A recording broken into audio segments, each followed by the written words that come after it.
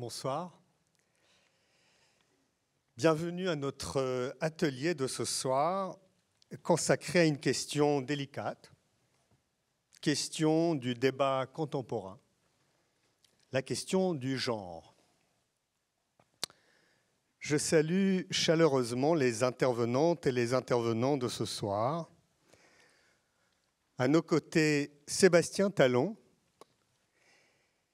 Sébastien est psychologue et clinicien, enseignant-chercheur à l'Université de Paris. Il a récemment co-dirigé un ouvrage sur la recherche à l'université intitulé « La psychanalyse à l'université au-delà du principe de recherche ». Il a publié divers articles. Il exerce à mi-temps dans le secteur de la protection de l'enfance, dans un service d'investigation, d'orientation et d'action éducative auprès des juges pour l'enfance, où il réalise en équipe des investigations. Il reçoit dans son cabinet privé et il va exposer 3 cas cliniques de jeunes. Ouria Bentouami, voilà, qui est philosophe, maîtresse de conférences à l'Université de Toulouse II, membre de l'Institut universitaire de France. Ses travaux de recherche portent sur la non-violence, la désobéissance civile et les politiques féministes qu'elle aborde à la lumière de l'histoire de l'esclavage transatlantique, des colonisations et des migrations méditerranéennes postcoloniales. Elle a notamment publié « Race, culture, identité, une approche féministe et postcoloniale » en 2015, « Le dépôt des armes, non-violence et désobéissance civile » toujours en 2015 aux Presses universitaires de France, son dernier ouvrage paru, dont nous reparlerons demain à la médiathèque avec Robert Maggiori, et Judith Butler, Race, genre et mélancolie, publié donc en 2022 aux éditions Amsterdam. Le voici. Laurie Lofer est psychanalyste et professeure au département d'études psychanalytiques de l'UFR, Institut des humanités, sciences et sociétés, à l'Université Paris-Cité. Elle est directrice de l'UFR, Institut des humanités, sciences et sociétés, auteure de très nombreux articles et livres sur la psychanalyse et le genre, sur la psychanalyse et la littérature aussi. Elle a co-dirigé avec Amos Keverer l'ouvrage « Foucault et la psychanalyse » en 2015, avec Florence Rochefort « Qu'est-ce que le genre ?» chez Paillon en 2014. Elle est l'auteur de Murmure de l'art à la psychanalyse en 2021 chez Hermann, et son dernier ouvrage, celui-ci, je vais vous le montrer quand même, qui est un très très bel ouvrage d'ailleurs, s'intitule « Vers une psychanalyse émancipée, renouée avec la subversion » est paru aux éditions La Découverte en 2022. Et je voudrais aussi recommander tout particulièrement un ouvrage paru en 2022 aussi, qui s'intitule « Questions de genre », construit comme un dialogue avec Serge Effez autour des questions de genre, un ouvrage vivant, direct et très riche sur la question. Et last but not least, Smith, artiste-chercheur. Smith expérimente et explore les liens entre l'humanité contemporaine et ses figures limites, engageant son propre corps et celui de ses collaboratrices et collaborateurs dans des projets mondes interdisciplinaires qui allient photographie, film et installation. Smith propose des œuvres curieuses au sens étymologique de cura, curiosité et soin à l'égard du monde qui nous entoure, du terrestre et du céleste, des personnes humaines et non humaines, du visible et de l'invisible, de l'imaginaire et de la fiction. Smith est actuellement artiste associé à la filature, scène nationale à Mulhouse, et lauréat en duo avec l'écrivain Mary Ndiaye de la Villa Albertine aux États-Unis. Il est diplômé de l'École nationale supérieure de la photographie d'Arles, du Fresnoy, de la Sorbonne et docteur de l'Université du Québec à Montréal. Son travail est représenté par la galerie Christophe Gaillard. Alors, ce soir, nous avons souhaité faire entendre des voix dont le travail tourne subtilement, intelligemment, autour de cette question de société qu'est le genre. Nous avons souhaité montrer en quoi leur travail, qu'il soit universitaire, clinique, psychothérapeutique ou artistique, bouscule les lignes ou les frontières politiques, philosophiques, sociologiques ou psychanalytiques, en donnant à penser à la fois des parcours factuels vécus, des formes de vie nouvelles et parfois inédites. Smith, d'ailleurs, le montre quand il représente des corps en transition. Par ce dialogue, ce soir, nous voulons montrer et faire entendre les témoignages de ce qui arrive au genre humain, de ce qui survient en ce moment même quant au genre humain. On peut d'emblée poser la question, l'interrogation et les transformations du genre sont-elles un phénomène nouveau ou renvoient-elles à un passé immémorial ? Il faut, je crois, se garder de penser naïvement ou de dire de manière plus insidieuse que le genre se voit aujourd'hui dérangé plus qu'avant.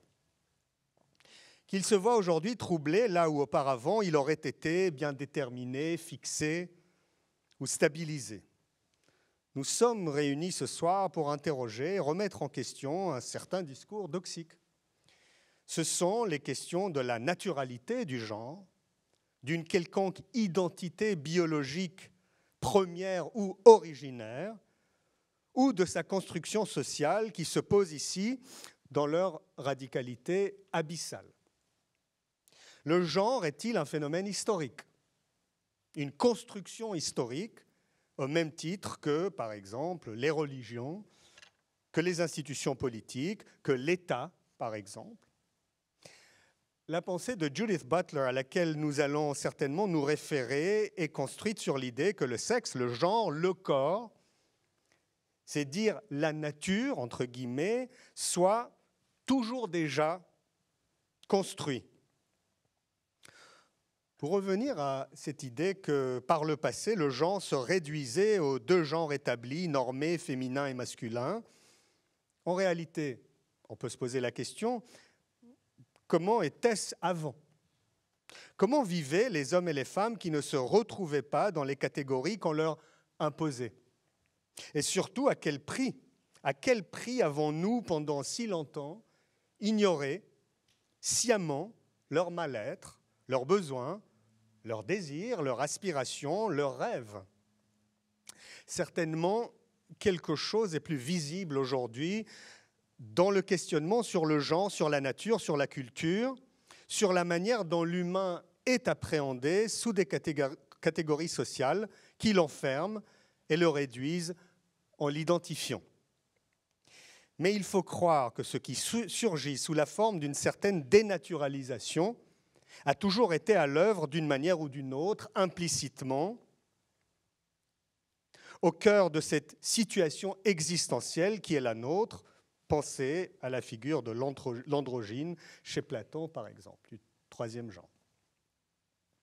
Ce qui survient aujourd'hui quant au genre humain, ce qui arrive au genre, c'est très précisément qu'il se voit perturbé, dérangé, voire déstabilisé au point où les frontières actuelles, et notamment celles de la différence sexuelle entre masculin et féminin, s'avèrent inappropriées à la réalité des faits.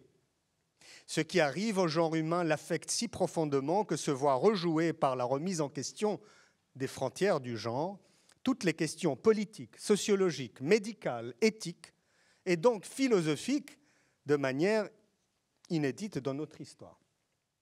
À travers la question du genre, nous traiterons de la question du statut civil, du nom, qui nomme, comment nomme-t-on, depuis quel lieu, des soins médicaux. À cet égard, à partir de quel âge doit-on aborder les questions de soins médicaux pour les phénomènes de transition, de l'éducation, Quelle directive adopter à l'égard de jeunes enfants qui souhaitent changer de genre ou qui affirment un genre qui n'appartient qu'à eux?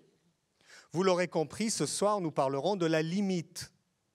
Où la placer? Où la situer? Doit-on, peut-on faire sans? Depuis quel lieu et au nom de quelles normes instaurerons-nous, sommes-nous en droit d'instaurer, d'inscrire, de marquer des limites telles que celles de la binarité des différences entre le masculin et le féminin? La limite est-elle nécessaire? Est-elle obligatoire, indispensable à notre vivre ensemble?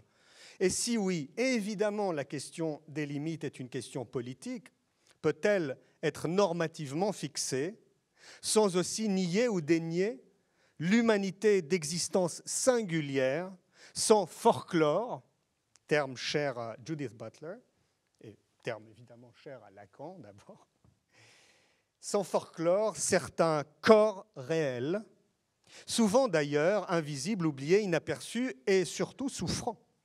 Je voudrais vous lire le passage d'un livre qui aura marqué plus que nul autre la question du genre, Trouble dans le genre, le voici, pardon. Trouble dans le genre, le féminisme et la subversion de l'identité de Judith Butler. C'est un livre de 1990. Vous avez le passage devant vous. J'ai grandi en me familiarisant, si l'on peut dire, avec la violence qu'exercent les normes de genre. Un oncle incarcéré à cause d'un corps anormal, privé de famille, d'amis, vivotant jour après jour dans un institut dans les prairies du Kansas. Des cousins gays forcés de quitter leur maison familiale à cause de leur sexualité, réelle ou fantasmée. Mon fracassant coming out à l'âge de 16 ans, et par la suite des pertes d'emploi, d'amantes et de maisons ont rythmé ma vie d'adulte. Tout cela m'a fait connaître la condamnation dure et marquante. Mais, ça c'est très important, on en parlera sûrement, fort heureusement, cela ne m'a pas empêché de rechercher le plaisir et la reconnaissance de ma vie sexuelle. Pas facile de rendre visible cette violence parce que le genre était précisément la chose la plus normale du monde et en même temps la mieux tenue par la violence. On supposait que le genre était soit une manifestation naturelle du sexe, soit une constante culturelle qu'aucun être humain ne pouvait espérer changer par sa capacité d'agir. J'ai fini aussi par saisir quelque chose de la violence liée à la vie foreclose. Celle dont on ne dit pas qu'elle est vivante, dont l'incarnation implique la suspension de la vie ou une condamnation à mort sans cesse différée. L'assiduité avec laquelle j'entreprends de dénaturaliser le genre dans ce livre vient, je crois, du désir profond de contrer la violence des normes qui gouvernent le genre, une violence implicite au niveau des morphologies idéal du sexe, et aussi de déterrer les présupposés les plus tenaces concernant le caractère naturel ou évident de l'hétérosexualité, des présupposés pétris par le discours ordinaire ou académique sur la sexualité. Je n'ai pas écrit sur ce processus de naturalisation pour le simple plaisir de jouer avec la langue ou pour nous obliger à jouer aux marionnettes au lieu d'affronter la vraie politique, comme certaines l'ont supputé, comme si le théâtre et la politique étaient toujours des domaines distincts. Je l'ai fait par désir de vivre, de rendre la vie possible et de repenser le possible en tant que tel. À quoi aurait dû ressembler le monde pour que mon oncle pût vivre en compagnie de sa famille, d'amis ou de parents éloignés? Comment doit-on repenser les contraintes liées aux morphologies idéales qui sont posées sur l'humain pour que la personne qui échoue à s'approcher de la norme ne soit pas condamnée au statut de morte vivante? Ce soir, nous parlerons certainement de cette philosophe américaine, Judith Butler, qui aura été l'une des premières à réfléchir de cette façon à la question du genre. Nous parlerons peut-être du féminisme et du féminisme français, d'un certain débat avec le féminisme américain. Nous parlerons peut-être du rapport entre féminisme et troubles dans le genre. De quelle manière sont-ils liés ? Peut-on déployer une politique féministe qui ne soit pas fondée sur une quelconque identité, résolution, spécificité féminine ? Ce sera une manière d'interroger un certain rapport entre le féminisme et présomption hétérosexuelle qui continuerait de faire la loi en matière de féminisme. Peut-on encore séparer aujourd'hui, comme pense pouvoir le faire certaines et certains, la question queer de la question féministe, une certaine modalité de l'intersectionnalité, je regarde Ouria, se joue ici. Dans le travail de Judith Butler, la question du genre est affirmée politiquement. Il nous faudra donc ce soir aborder le rapport entre le genre et le politique, comment contrer la violence du politique quant au genre, la distinction des genres est-elle toujours une violence politique et donc une manière d'asservir. Peut-on inventer des modalités capables d'outrepasser cette violence très spécifique, inhérente, à en croire Judith Butler, aux politiques, à l'institution politique et au droit, sans ne rien dire de la nécessité de dépasser certains clichés substantialistes quant à l'homme, à la femme, aux personnes trans. Voilà, on va commencer donc avec Sébastien et ensuite on va passer la parole au reste. Voilà.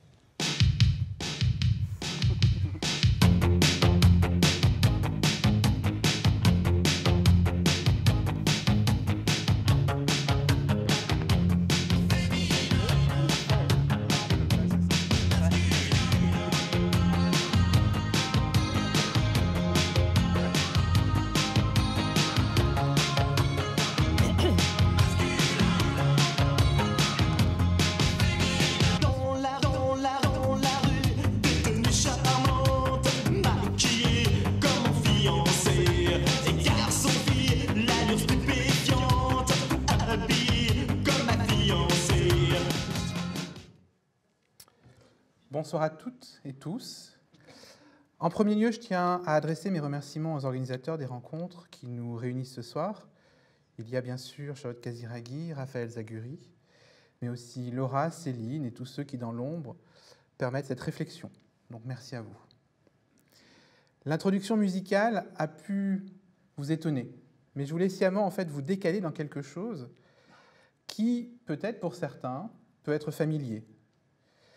Cette chanson, pourtant, date de 1985.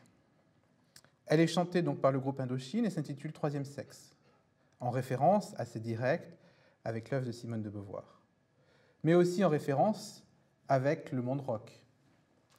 Cet univers interroge depuis bien longtemps les enjeux du genre. Le rock, après tout, n'est-il pas, ou n'a-t-il pas été, pour ceux qu'on dit bon chic, bon genre, un chant musical de ceux qui ont mauvais genre, ou de ceux qui font genre. Bref, on le voit, ce soir, genre de rien, cela interroge. Ça interroge toujours aussi quand on débarque en ville, pour continuer une autre citation d'un célèbre opéra rock. Alors pour ma part, je n'ai pas la prétention de vous proposer une réflexion aussi élaborée et intellectuelle que les penseurs en fait, qui vont se succéder ici, avec Laurie Lofer, Ouria Bentouami, l'artiste et théoricien de l'art Smith. Mais je vais vous parler en tant que clinicien, avec toute la modestie que la rencontre clinique implique. Je vais tenter de vous présenter en fait 3 vignettes, toujours trop courtes, bien sûr, et donc toujours raccourcies, mais qui, je l'espère, vous donneront aussi un autre regard sur ce thème. C'est donc, en tant que psychologue clinicien, ayant un cabinet à Paris, mais aussi en travaillant dans la protection de l'enfance en Seine-Saint-Denis, je le précise parce qu'un des cas que je vais vous présenter est issu de ce champ-là, que je m'adresse à vous ce soir. Je précise aussi dès lors que la rencontre avec les patients ne se fait pas sous des auspices et circonstances heureuses. On vient rarement pour dire que tout va bien, mais parce que les chemins de l'angoisse sont massifs et particulièrement abrupts pour certains et certaines. Je vous présenterai donc très brièvement les trajectoires de Lou, Ravine et Antoine, et comment, en fait, ces adolescents et adolescents s'emparent de ces interrogations. Lou, est une adolescente de 12 ans. Elle arrive au cabinet adressé par un médecin libéral de mon réseau. Le travail commence, avant tout, sur un fond de conflit parental. Elle est accompagnée par sa mère, une femme ingénieure. Son père, médecin reconnu, ne s'oppose pas à ce travail, mais il ne viendra jamais à ma rencontre, malgré mes invitations. Lou est face à l'énigme de l'adolescence en plein XXIe siècle. Lou est né Thomas. Très tôt, il a le sentiment que quelque chose ne va pas, que Thomas n'est pas à la hauteur, non pas uniquement des attentes de ce père, mais à la hauteur de son propre corps. Je l'appelle Thomas pour parler du temps avant que Lou n'advienne, parce que c'est comme cela qu'elle m'en parle. Puis, Lou se dessine petit à petit. C'est elle qui choisit ce prénom. Lou me parlera de Thomas. Lou est un prénom neutre, mais elle me précise qu'elle veut que je la genre au féminin. Elle réfléchit encore sur le sens de cette nomination. Elle a les traits fins, féminins, comme certains disent. Elle réfléchit encore sur le sens de cette nomination. Moi, en tant que clinicien, j'accueille simplement une adolescente qui se présente donc sous le nom de Lou. Elle est particulièrement intelligente, elle a sauté plusieurs classes. En revanche, la sphère affective est très carencée. Et Lou est perdue sur ses propres sentiments. Lou sait rester Lou, mais sans pour autant faire d'opération. C'est elle qui amène ces variations autour du genre. La question des hormones viendra plus tard, dit-elle. Pour l'instant, Lou ne sait pas si elle aime les garçons ou les filles. Puis, en fait, elle aime bien aussi s'habiller en garçon. Mais elle est Lou. Là, je la cite. Si elle ne sait pas ce qu'elle aime, elle ne sait surtout pas non plus qui l'aime. Elle ne sait pas ce qu'est l'amour inconditionnel, me dira-t-elle un jour. Elle a toujours connu ses parents en conflit. Car en somme, le conflit parental est tel qu'elle n'est pas sûre non plus que son père l'aime telle qu'elle est. Souvent, de son côté, Lou testera aussi le cadre pour voir jusqu'où l'homme cisgenre que je suis peut l'accepter dans mon cabinet. Mais ici, les enjeux autour du genre, je raccourcis, étaient ces questionnements intimes face à ce temps qu'est l'adolescence. Je pourrais continuer à développer ce suivi, mais c'est là l'un des destins du genre. Et puis, ça s'est arrêté, elle est partie vivre à l'étranger, voilà, ça a mis fin au suivi. Un autre exemple, celui de Ravine, adolescente de 16 ans. Je rencontre dans ces cadres de la protection de l'enfance. Pour penser son cas, il y a une notion clé qui a déjà été évoquée, celle de l'intersectionnalité. C'est-à-dire que Ravine regroupe plusieurs éléments d'analyse sociologique, politique, pulsionnelle. Il est à la croisée de plusieurs conceptions, vulnérabilité, précarité, délinquance. Je ne sais pas si vous voyez la Seine-Saint-Denis, c'est le département le plus pauvre de France. La précarité y est majeure, et la violence aussi. Il est adressé avec sa fratrie par le juge des enfants suite à des allégations de ses sœurs à son encontre d'abus sexuels. Ravine est originaire du Pendjab. Il est particulièrement touché par ces allégations, il ne les comprend pas. Cela passe par la colère. Les sœurs, en cours du suivi, reconnaîtront auprès de la collègue qui les reçoit avoir menti et l'avoir désigné lui, car elles savaient qu'il n'aimait pas les filles. Mais elles ont dit cela surtout, et là je les cite, car toute la famille est en détresse et jusqu'à présent, les services classiques de la protection de l'enfance n'ont pas tenu, malgré la détresse présente au sein de la famille. Oui, mais voilà, c'est quelque chose que Ravine ne sait pas lui-même. Et je vous prie de m'expliquer des expressions que j'ai employées, mais il ne sait pas lui-même car c'est un PD, une pédale. Seule l'insulte désigne ce phénomène pour lui. Et quand on grandit en Seine-Saint-Denis, cela implique de se construire avec l'insulte sans qu'il n'ait rien d'autre pour penser sa subjectivité, a fortiori quand la précarité est là et que les parents ne parlent pas français. Il s'est construit dans la rue, il est violent. Ne pas aimer les filles, il ne sait pas ce que c'est. Aimer les garçons, c'est une insulte, ce n'est donc pas possible. Un homme, ce n'est pas ça, en tout cas, me dira-t-il. C'est la première fois qu'ils voient un psy, il ne sait pas trop ce que c'est, mais le juge et l'ASE ont dit, alors il est là. Et c'est donc par la contrainte, la violence et l'énigme du sexuel que la rencontre se fait. Or, mon travail a été de l'aider à mettre des mots sur son vécu. On est parti de cette insulte, PD, dans ce cas-là de performative. Dans la clinique que je rencontre, je me souviens toujours de la phrase des psychanalystes Abraham et Torok, « L'acte vient là où le mot n'a su advenir ». Or, l'insulte, et Ribon en parle très bien, est violente comme un acte. Le travail a pu se faire quand un jour, quelqu'un l'a traité de PD à ce niveau-là. Et ce jour-là, il a décidé de ne pas répondre par des coups. Il n'a pas pu répondre par des mots. C'est à peu près au milieu de la prise en charge. Et il amène en fait cette non-réponse que j'entends comme le creux autour de ce qu'il vit. Un creux qui laisse la place des mots qu'il n'a pas. À moi, il me dira simplement en supplément ce jour-là, et alors ? Sous-entendu, qu'est-ce que vous allez faire maintenant ? Eh bien, dès lors, je l'ai aidé à réfléchir avec lui en partant de ce que, poétiquement, Laurie Lofer nomme les constellations identitaires.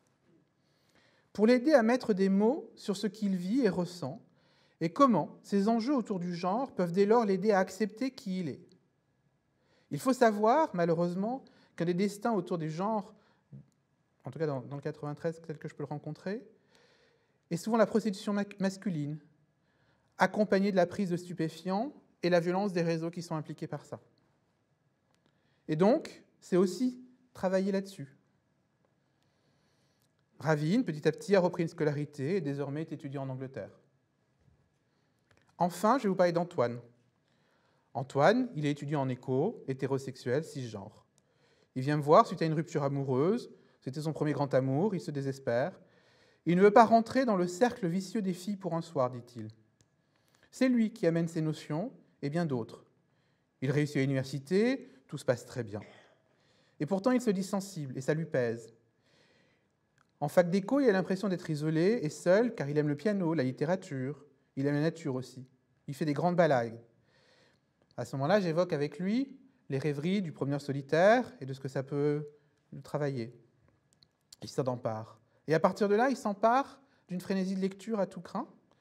Et puis un jour, justement, il ramène un concept, ramené de ses lectures, et il parle de masculinité toxique. Il va, en parallèle, via une application, rencontrer une étudiante des Beaux-Arts. Et à ce moment-là, dans sa relation, il va fonder une véritable éthique de la rencontre hétérosexuelle, la rencontre de l'autre, indépendamment de ces enjeux-là, en passant par les outils offerts aussi par les études de genre, par l'intersectionnalité, et plus généralement aussi, dans le cas de cette rencontre, par les cultural studies. Il découvre qu'il peut être sensible lui-même et se forger une éthique de la rencontre. C'est là aussi ce que ces questions aussi autour du genre permettent. Alors, pour conclure, je vous ai présenté très succinctement des cas, et donc toujours, comme tout ce qui est succinct, c'est bien maladroit, bien sûr, mais cela différents destins dans la clinique, des enjeux contemporains qui sont portés devant vous ce soir par les illustres personnes en fait, qui vont se présenter. Fondamentalement, ces trois cas vous montrent qu'il y a aussi des questions qui sous-tendent en fait, des tentatives possibles d'entrer en relation avec l'autre, qui passent au travers de ces énigmes. Parce que derrière, ce sont les énigmes de l'intime qui viennent se poser là. Pour nous, cliniciens d'orientation psychanalytique, un concept peut nous aider dans l'accueil de ces réflexions, à savoir celui de l'hospitalité. Je cite, et c'est là ma conclusion, un passage qui a déjà été lu par la présidente des rencontres en d'autres circonstances, mais qui est combien sensible ce soir. Il est d'Anne Dufaumontel. Ainsi, l'hospitalité, concept sous la protection duquel je placerai la psychanalyse tout entière, l'hospitalité est devenue une des entrées du purgatoire. À qui va-t-on étendre sa pitié, sa reconnaissance, sa méfiance écartée ?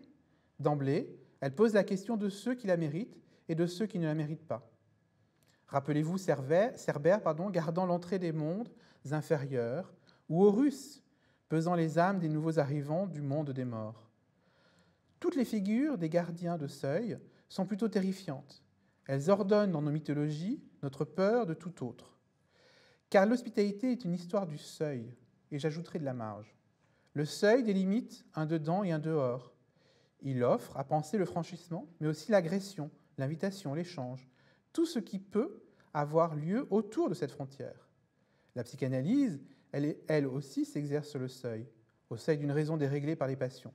Elle est un art de l'entre-deux, des coulisses et des marges, bref, de tous les espaces qui empêchent que le monde se clôture définitivement, qu'il soit fort clos, autour d'un savoir ou d'une règle. L'hospitalité Avant d'être une pensée est un acte, un pur événement.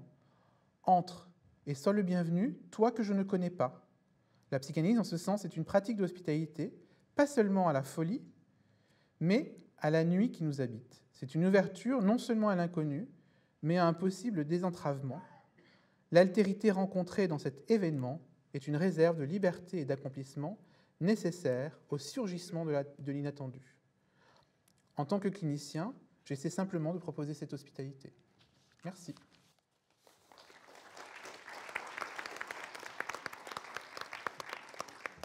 Merci. Ouria, la parole est à toi. Bonsoir à toutes et à tous. Je vais également joindre mes remerciements pour cette organisation et cette invitation vraiment à discuter donc, ce soir de ce que l'on peut entendre par masculin, féminin, neutre. On en a eu un aperçu effectivement avec l'introduction. Alors moi j'aimerais juste revenir sur le fait que masculin-féminin est déjà une catégorisation en soi qui traverse tout notre langage, c'est-à-dire qu'il n'est pas simplement, qui ne qualifie pas que des personnes, mais qui en l'occurrence et déjà habite complètement la manière même dont on parle, dont on se rapporte au monde, dont on pense. Et en ce cas-là, masculin-féminin, c'est aussi et aussi porteur, disons, de certaines valences positives, négatives. C'est à ce titre, par exemple, que l'écriture de femme a pu être qualifiée de féminine pour être dévalorisée à la faveur de ce préjugé qui veut que le féminin est son sexe. Et cette idée que seul le féminin est son sexe a été très longtemps répandue en Europe, en France notamment, encore jusqu'à la moitié même du XXe siècle, et qui veut dire que les femmes sont encombrées de leur corps sexué, avec leur utérus, leurs règles, leurs supposées faiblesses musculaires et bien d'autres choses encore, corps donc dont elles auraient du mal à s'abstraire, et ce qui fait qu'elles ont été pendant longtemps frappées d'interdiction de philosopher, qu'elles ont bravé heureusement, car supposément incapables de comprendre l'universel, d'accéder à la généralité d'une pensée qui puisse être normative, c'est-à-dire dans lesquelles les hommes puissent se reconnaître. Alors on retrouve cette prohibition de l'expression du féminin comme valeur générale, générique même dans la langue, puisque comme on le sait, c'est le masculin pluriel qui fait office souvent de neutre, dès lors qu'il serait justement acorporel, oublié du corps, désencombré, désincorporé si on pourrait dire, d'où l'idée que le masculin en linguistique est un marqueur qui ne marque pas, qui se fait oublier comme spécificité sexuée, là où le féminin, pluriel générique, est une aberration. Ce qui caractérise la féminisation des noms, c'est d'ailleurs souvent l'excès phénoménologique, on rajoute des lettres après, ou à l'inverse l'effacement. Par exemple, donc le féminin s'efface dans le pluriel dès qu'un nom masculin apparaît dans une collection de mots, et il suffit d'un seul mot, on le sait, masculin, pour que l'on bascule dans le générique masculin. Donc le féminin n'a pas cette capacité, a priori, à faire une pluralité qui fasse sens, qui soit générique, autrement que sous le mode de la population à régler. Donc comment faire peuple de femmes, pour faire écho à un autre ouvrage de philosophe, dans la langue elle-même? Comment précisément résister à cet effacement, à tout ce qui dans la langue, justement, fait que l'on incorpore cet effacement et que l'on fasse ou qu'on le ressente d'autant plus l'expérience de notre corps sexué comme un corps encombrant. Alors, il y a eu bien sûr des réappropriations, et notamment, qui n'est pas la moins illustre d'ailleurs, par des écrivaines comme Monique Wittig, dans Les Guerrières, avec le double L, guerrière, du féminin pluriel qu'elle emploie comme un pluriel justement de la généralité, générique, pour dire le général, et donc non pas simplement pour dire que ce ne sont que des femmes. Alors ce qui est intéressant aussi de voir, c'est que la langue fonctionne encore selon des normes androcentrées qui s'ignorent et qui a beaucoup à voir avec justement la matérialité des rapports sociaux, c'est-à-dire la manière dont femmes et hommes précisément ont des relations, et des relations notamment de subordination, d'attachement complexes. Par exemple, je vais donner un exemple qui a trait justement à ma profession en l'occurrence, où il y a eu un acharnement, un peu des résistances, on va dire, acharnées contre, par exemple, la féminisation du nom maître de conférence en maîtresse de conférence. Et avec cette idée-là, je vais avoir entendu, mais maîtresse, c'est la maîtresse au sens sexuel du terme, ou alors c'est la maîtresse d'école, ou encore c'est la maîtresse de maison. Mais en revanche, donc voilà, le maître, lui, au masculin, ne posait absolument aucun problème.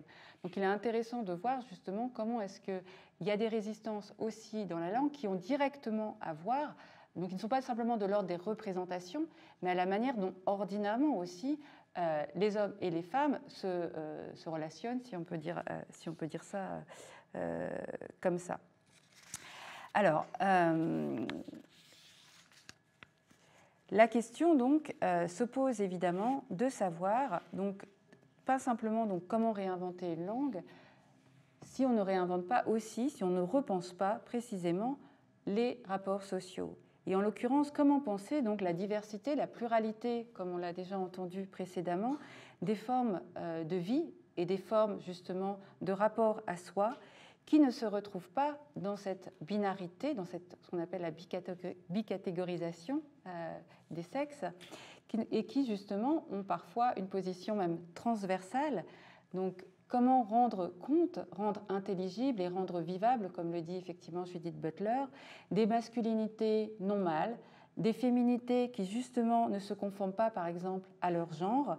Donc, comment rendre vivables ces formes de vie, comment accepter, et même, plus que ça, je pense, le décrochage qu'il peut y avoir entre les attentes sociales liées au fait de dire, par exemple, comme elle le dit très bien Judith Butler, à la naissance, ceci est une fille ou ceci est un garçon, justement de ce qu'il va ou elle va devenir plus tard. Donc il semblerait bien que c'est la binarité des catégories qui pose problème, dès lors que l'on a justement l'absolutisation de deux sexes que l'on classe.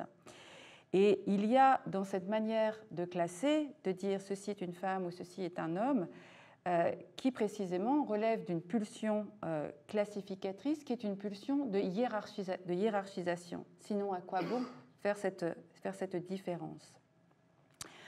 Toutefois, et là c'est là où je complique un peu les choses, ce n'est pas simplement la binarité qui pose problème. Si on y regarde un peu plus près, justement, dans la manière dont se sont construites les catégories de féminin, de masculin et d'indifférenciation de sexe, alors qu'on peut appeler neutre peut-être, mais qui ne portait pas nécessairement son nom, eh bien, il y a précisément les logiques, disons, de ces formes de catégorisation des sexes se sont combinées à même suturées, on va dire ça comme ça, à une histoire coloniale de catégorisation, justement, raciale. Donc là, ce qui devient intéressant, c'est que féminin, masculin ont été bien plus labiles que ce que l'on pense en réalité, même dans des matrices de domination. C'est-à-dire finalement, cette idée qu'il y aurait une fixité claire entre le féminin et masculin, comme l'a très bien rappelé Raphaël, est en grande partie une illusion, puisque même dans les outils de domination, on a au contraire, par exemple, caractérisé des peuples entiers comme étant féminins. Donc des peuples entiers, ça veut dire qu'il y avait aussi dedans des hommes qui étaient caractérisés comme féminins, par exemple.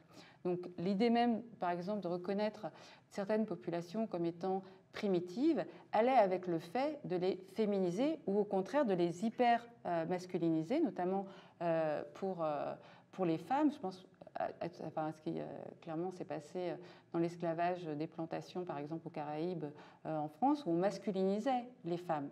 Donc il s'agissait justement de faire de ces corps des corps labeurs, et donc pour ce faire, il fallait pouvoir, par exemple, dire qu'il y avait une virilité proprement de ces femmes-là, qu'elles avaient une musculature qui était propice justement à la récolte, au travail dans les champs, etc. Donc finalement, il y a aussi des formes historiques de déchéance de féminité sur des corps nés femmes et qui avaient directement à voir avec la manière dont elles étaient perçues, catégorisées comme appartenant à une population, et en l'occurrence à une population servile noire. Et c'est la même chose, on va dire, bien sûr, pour ce qui s'est passé alors, en Europe, notamment par exemple avec l'homosexualité masculine, avec l'idée toujours d'une féminisation du sexe dans ce cadre-là, donc d'une inversion sexuelle, qui a été thématisée clairement, hein, même la médecine. Je pense à Julien Chevalier notamment en France, mais d'autres, qui pensaient donc qu'il y avait une forme de sexualité qui était une déchéance, d'une certaine façon, du sexe, ou une inversion de sexe. Alors l'autre aspect aussi, c'est qu'il faut mettre en avant, c'est qu'il y avait cet idéal aussi d'une civilisationnelle, que le maximum de la civilisation, c'était justement d'atteindre la différence des sexes. C'est-à-dire qu'au plus, donc toujours dans le même Julien Chevalier, mais il n'y a pas que lui, hein, il y en a d'autres, d'une certaine façon aussi, par celui qu'on appelle le père de la sexologie aussi, Havelock Ellis, il y avait cette idée-là, c'est qu'au maximum, si vous voulez, de l'avancement des techniques, etc., correspondait au niveau de l'ordre des sexes, le maximum de la différence. Et les populations qui justement étaient indifférenciées, qu'on considérait comme indifférenciées sexuellement, eh bien, étaient taxées d'arriération civilisationnelle, d'inadaptées même dans la civilisation. Donc vous aviez, alors c'est intéressant parce que la racialisation, elle opérait aussi en interne, sous forme d'intensification comme ça, de division anthropologique interne même à l'Europe. Donc vous aviez les paysans, par exemple, qui étaient racialisés à ce titre, où on voyait peu de différenciation sexuelle, donc des femmes paysannes que l'on avait catégorisées comme mâles, et voilà, vous aviez ces confusions, un trouble, si on peut dire, des sexes, qui étaient considérés comme une menace. Et ça, je pense que cette notion même de menace, d'anxiété par rapport aux troubles dans les sexes et dans le genre en l'occurrence, est quelque chose qui précisément a fait l'objet de réflexions parce que ça a été considéré aussi comme des formes de désobéissance corporelle, désobéissance aux normes, à l'ordre de la différence des sexes, et donc qui demandait une forme de correction, de punition, voire de correction au nom, voilà, d'un principe civilisationnel, de l'ordre public, etc. Et à titre d'exemple, vous avez par exemple, alors comme je travaillais sur la non-violence et la désobéissance civile, c'est intéressant de voir par exemple comment les suffragettes étaient considérées. Donc les suffragettes qui étaient des femmes bourgeoises de bonne famille, mais le fait qu'elles ne mangeaient pas, la grève de la faim pour pouvoir justement avoir droit au droit de vote, était considéré véritablement comme une menace même pour la reproduction de la nation elle-même. C'est-à-dire que le fait de l'assèchement du ventre compromettait fortement cette autre fonction du ventre qui était la reproduction. D'où ce gavage quand même qui est une forme de torture, en l'occurrence une torture politique, mais qui a véritablement à voir avec la correction, c'est une violence punitive de genre en l'occurrence, de discipline de genre des corps, c'est-à-dire de punir cette forme de désobéissance à leur sexe. Alors, juste pour peut-être pour un peu terminer là-dessus, mais c'est pour ça qu'il ne faut pas nécessairement... disons que l'enjeu aussi, parfois, en tous les cas c'est ça, d'être reconnu comme un sexe, ou à l'inverse simplement d'être au-delà de la différence des sexes, a énormément à voir, c'est ce qu'a bien montré Judith Butler, avec le fait d'être reconnu comme humain. C'est-à-dire qu'il y a dans les déchéances de sexe, comme je viens de le montrer, c'est une forme de déshumanisation, de dégradation de l'humanité. C'est pourquoi, dans le féminisme noir décolonial, on cite souvent cette phrase célèbre d'une ancienne esclave qui se retrouve à une convention abolitionniste donc, contre l'esclavage en 1951 et qui dit donc le fameux « Et moi ne suis-je pas une femme ?» Enfin, et moi, est-ce que je ne suis pas une femme? Parce que c'est entire woman, donc je crois que c'est un peu de l'argot, justement, africain-américain. Et cette idée-là de vouloir réclamer cette féminité, elle se comprend à l'aune, justement, de cette histoire entremêlée, imbriquée, intersectionnelle, du fait que certains corps étaient autorisés à être reconnus comme des femmes, même si c'était anatomiquement des femmes, et d'autres étaient justement privés de cette possibilité-là. Donc, il y a donc toute cette histoire-là qui est fondamentale, je crois, qu'il faut prendre en compte, c'est-à-dire que finalement, ce qui est en jeu derrière tout ça, c'est la possibilité de vivre une vie proprement humaine. Merci beaucoup, Ouria. Laurie, attends. Merci beaucoup, merci pour cette invitation. Je me joins bien sûr à mes collègues pour remercier tout le comité organisateur. Alors, je voudrais continuer, pour poursuivre notre discussion, esquisser le mouvement des rapports entre corps et psychanalyse. Je reprends ce que tout à l'heure Raphaël a évoqué, et Ouria aussi. Quand on est psychanalyste, il se trouve que je suis psychanalyste, clinicienne, et que ce qui m'intéresse, c'est souvent de savoir comment créer les conditions, je reprends le terme d'une vie vivable, d'une vie habitable, et je rajoute le terme que Raphaël a employé tout à l'heure, d'une vie vivante, ce qui n'est pas toujours la même chose qu'une vie habitable ou vivable. En d'autres termes, ce qui m'intéresse, c'est de savoir qu'est-ce qui crée une certaine forme d'érotique dans la vie, c'est-à-dire une capacité à être dans l'élan de vie. Alors, je voudrais vous présenter 3 temps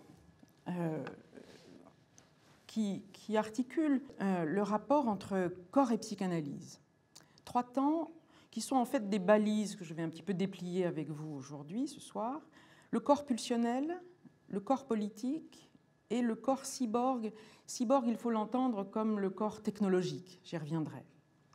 Et si j'ai choisi ces 3 moments, ces 3 temps, c'est parce qu'à chaque fois, il est question d'un réagencement des frontières épistémologiques pour la psychanalyse, à une pensée nouvelle des catégories qui créent des lignes de partage différentes entre féminin, masculin, neutre, etc. Ce que je trouve d'ailleurs tout à fait intéressant dans le titre de nos journées philosophiques, c'est qu'en fait, il y a une certaine forme de réponse, puisque c'est masculin, féminin, neutre, etc. Donc, la réponse dans le neutre, etc., est déjà apportée au compte de façon de défaire les catégories. J'y reviendrai. Alors, commençons par le début, si je puis dire. Enfin, le début, pour moi, c'est Freud, pardon, mais voilà, chacun a son propre début. L'invention de Freud, Sigmund Freud, donc, qui est l'inventeur de la psychanalyse, l'invention de Freud a permis d'effacer des frontières. D'abord, celle du normal et du pathologique, celle du corps, du soma et de la psyché, et permis aussi de brouiller d'autres frontières, notamment le savoir et le pouvoir. Je ne vais pas déplier ça ce soir, mais ce qui est intéressant, c'est de voir que pour la psychanalyse, le savoir est du côté du patient et non pas du côté du médecin ou du sachant ou du clinicien. Donc ça, c'est aussi un retournement. Et autre frontière brouillée, évidemment, celle du masculin-féminin, c'est-à-dire des frontières qui vont concerner le corps et le genre. D'emblée, cette méthode thérapeutique a été considérée comme subversive parce que précisément, elle a effacé ou brouillé ou déplacé les catégories. C'est très compliqué de s'imaginer, on pourra peut-être en discuter après, mais c'est très compliqué de s'imaginer de penser hors catégorie. En fait, on est habitué à penser par des catégories, c'est-à-dire par ce qui produit des différences. Homme versus femme, féminin versus masculin, etc. Ça, ce sont des catégories, et ces catégories, bien sûr, on peut considérer qu'elles ont été aussi produites par certains discours. Alors, comment Freud s'y prend pour brouiller ces catégories ? Eh bien, il rompt d'abord avec une tradition psychiatrique de son temps. Ouria a parlé tout à l'heure de Havelock Ellis, mais il y a un psychiatre allemand très important qui s'appelle Krafft Ebing et qui a écrit en 1886 un très gros ouvrage qui s'appelle Psychopathia Sexualis, le latin faisant un peu plus savant, mais c'est tout ce qui concernait les déviances sexuelles, toutes les psychopathologies sexuelles. Krafft Ebing, en fait, quand il écrit ce livre, il montre comment une déviance sexuelle est considérée à partir du moment où l'acte sexuel ou la pratique sexuelle ne vise pas la reproduction de l'espèce. Alors, vous pouvez donc considérer les raisons pour lesquelles ce livre était un gros ouvrage. Hein, c'est-à-dire que si les pratiques sexuelles ne visent pas les... Enfin, bon, vous avez compris. Donc, 1886, Psychopathia Sexualis, un immense livre sur ces déviations, sur déviance sexuelle, qui consistait donc à considérer que tout ce qui ne visait pas de façon hétérosexuelle la reproduction était considéré comme une psychopathologie. Eh bien, Freud rompt avec cette tradition psychiatrique à son époque. Et ça, peut-être qu'on a un peu tendance à l'oublier, hein, mais à ce moment-là, il fait un peu scandale parce que précisément, il découple la sexualité de la reproduction. Il découple, il désolidarise, si je puis dire, le plaisir de la sexualité et la sexualité de la reproduction. Et en son temps, c'est évidemment un acte qui avait été considéré comme scandaleux parce que il montre aussi comment on peut défaire, alors ça peut-être on pourra en rediscuter, mais on peut défaire la question morale de la question de la sexualité. Et dans la psychanalyse, bien sûr, il y a tout ce point-là. Donc le premier temps, c'est ce temps de l'invention freudienne, c'est-à-dire le corps pulsionnel. Pour Freud, un corps, c'est d'abord un élan pulsionnel, en dehors, un mouvement, en dehors même des objets, qu'ils soient masculins ou féminins. Et je ne vais pas entrer dans le détail de la définition que Freud fait de la pulsion, mais il dit quand même une chose importante, le concept de pulsion nous apparaît comme un concept frontière entre le psychique et le somatique, entre le corps et la vie psychique. Ce qui fait, et c'est ça qui est intéressant, ce qui fait que lorsqu'il y a des dissonances entre la vie psychique et le corps, eh bien, d'emblée, on peut commencer à considérer là qu'il y a quelque chose de la pulsion, du mouvement, de l'élan, qui commence peut-être à faire souffrir, ou en tout cas poser un certain nombre de questions au sujet, à la personne. Donc il y a cette idée de la pulsion, et il y a un autre point qui est très important dans l'invention freudienne, c'est ce qu'il va appeler la théorie sexuelle infantile. Alors la théorie sexuelle infantile, ce n'est pas simplement la question de l'enfant, c'est de considérer que c'est le sens élargi de la sexualité. Pour Freud, ce qui est important dans ce qu'il nomme la libido, c'est tout ce qui va produire de l'énergie vitale. En fait, c'est ça l'importance chez Freud, c'est ça. C'est l'élan érotique. Et là où il met l'accent, encore une fois, c'est un élan érotique, peu importe l'objet de cet élan. Ce qui est important, c'est d'investir un objet. Et quand je dis investir un objet, ça veut dire quoi? Ça veut dire qu'on peut investir son travail, qu'on peut investir des éléments qui ne sont pas nécessairement des objets sexués. Et là où Freud insiste, c'est que ce qui est important, donc, c'est ce mouvement pulsionnel versus ce qu'il va appeler plus tard des formes de mélancolie, le fait qu'un sujet vivant se désinvestisse, soit désinvesti de sa capacité pulsionnelle. Donc pour Freud, voilà, il y a un irréductible, je dirais, du sujet de la psychanalyse, c'est la pulsion, c'est cet élan, c'est cette érotique, et la variabilité de son objet.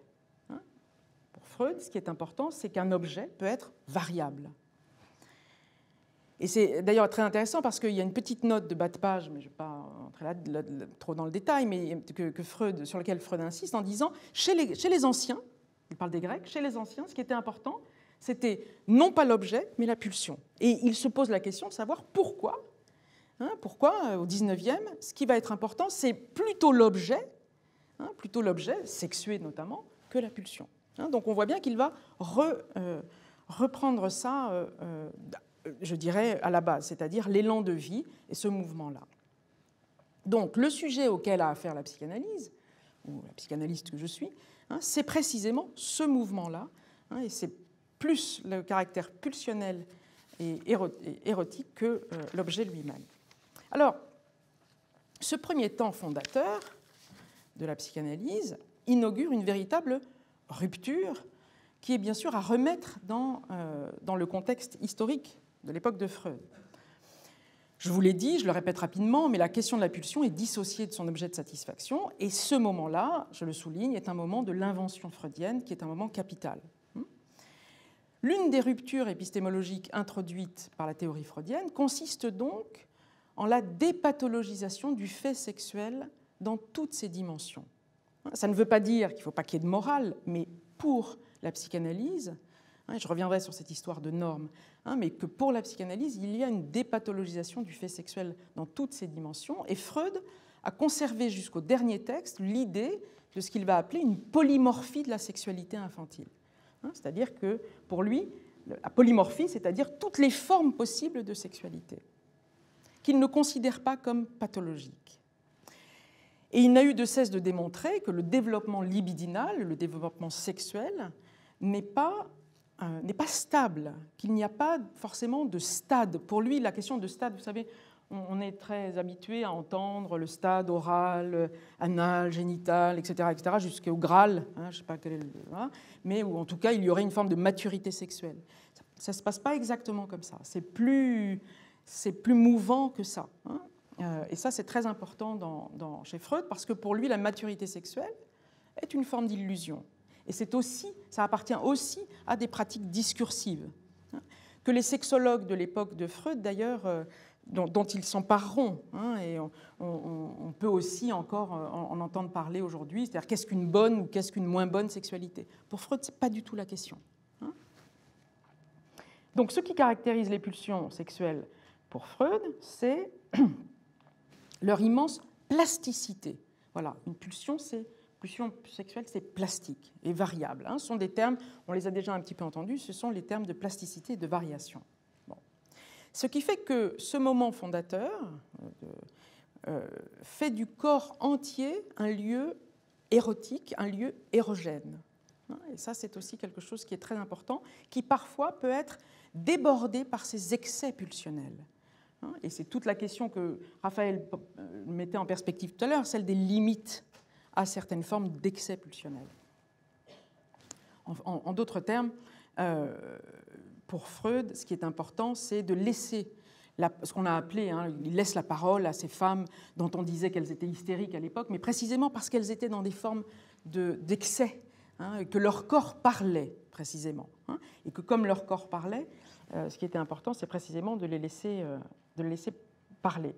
Donc les femmes, les minorités sexuelles, sont un champ d'étude pour Freud bien sûr et ses collègues, avant de devenir, une fois leurs paroles retrouvées, un champ de bataille politique.